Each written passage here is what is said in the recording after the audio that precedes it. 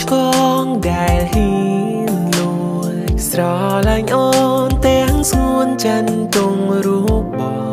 ងត្រឹមតែជាទីប្រឹក្សាស្នេហាឆ្លៀតអោកាអូនឆ្លុះគ្នានឹងគេបងតែលួចបងហាញអារម្មណ៍ស្នេហ៍តែអូនធ្វើមិនដឹងទេមិនដែលភ្លេចគេសូម្បីម្ដងមានបញ្ហាអូនត្រូវការតែជីវ៉ាមិនអាចស្នេហ៍អូនថាបងល្អសម្រាប់មីមេតែមិនមែនជាជម្រើសអូនបេះដូងមួយដែលគេតែងតែមករំលងធ្លាក់ខ្លួនទៅជាតួរងទាំងមិនបានប្រល្អយ៉ាងណាក៏គេមិនជ្រើជាស្នេហាការមើលថែយកចិនកូនឡងគ្មានក្លិនផ្សេងសួរខ្លួនឯងរាល់ថ្ងៃមិនល្អត្រង់ណាទើបបានស្នេហ៍នាងណាក៏គេមិនដែលចាប់អារម្មណ៍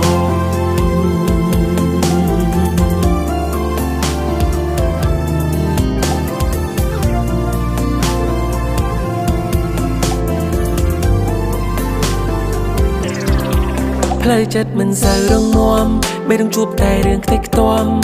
ដាក់ចិត្តស្រឡាញ់ដង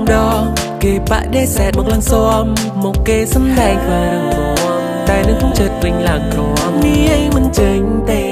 មិនហ៊ានទាំងប្រាប់គេក្នុងចិត្តគេស្រឡាញ់មិនបានឬក៏មិនបានស្រឡាញ់ពាក្យថាចាញ់វាតែងតែចេញនៅពេលដែលស្នេហ៍គេបេះដូងអើយកុំសោតកុំព្រាយឯកាមទេថាគ្រប់ពេលតែគេមិនស្នេហ៍បានគ្រាំខ្លាយជាមក